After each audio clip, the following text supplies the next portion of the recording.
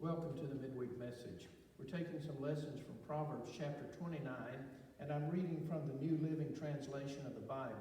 We're going to begin reading in Proverbs 29 and verse 5.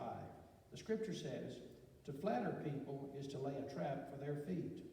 Evil people are trapped by sin, but the righteous escape shouting for joy.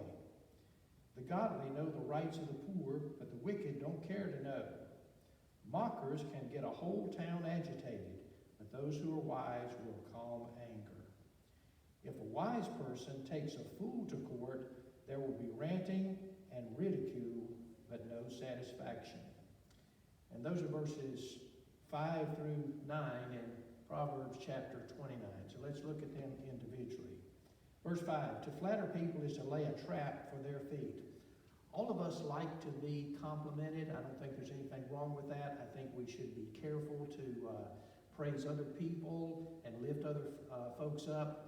But flattery will often set people up for a fall. And so that's why verse 5 says, "To flatter people is to lay a trap for their feet." And I think the idea of flattery is sort of going over the top, being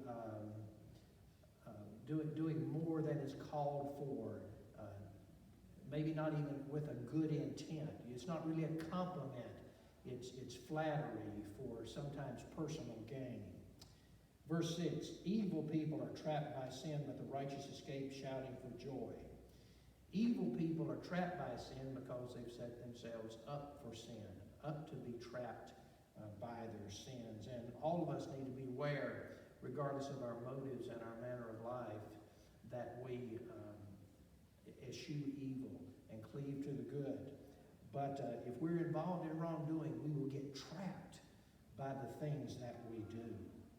But the righteous escape, shouting for joy. One reason the righteous escape may be that they're trying to find an escape. That is a proof of their righteousness and how happy they are, shouting for joy. When they escape evil, escape calamity. Everybody knows what it's like to not get into an automobile accident when it looked like one was about to happen, how glad you feel. The righteous escape shouting for joy. Verse 7, "The godly know the rights of the poor, the wicked don't care to know." Godly people are to be concerned for other people, and it may be particularly in some cases for those that are less fortunate. But if people are wicked, they don't care to know how someone else is doing. But one of the earmarks of a godly person is that they care. They care about poor people. Verse 8, "Mockers can get a whole town agitated, but those who are wise will calm anger." Mockers get a whole town agitated. Doesn't take very much wrongdoing, very much scoffing, very much rabble-rousing to get a large group of people upset. And some of those folks who get upset won't even know what they're upset about. But those who are wise will calm anger. It's always good to have a cool head. It's always good to try to calm others down. Try to help extinguish fires rather than set them. Mockers get other people agitated. And sometimes those folks may not even know what they're agitated about. I remember my father-in-law one time told me that there were times in this country during the Depression and some other times of rationing where if you saw a line forming, you just got in it, regardless of what they were distributing. And so mockers get a whole town agitated. A lot of folks that would not be agitated are agitated by mockers. But those who are wise will calm anger.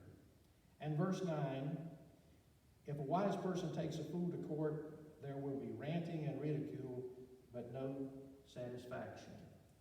To reach justice, even in the eyes of man, requires calm deliberation, good intent, and thorough research and searching out of a matter. A wise person may want to do that. But if they take a fool to court, the fool will rant and rave, but there will be no satisfaction.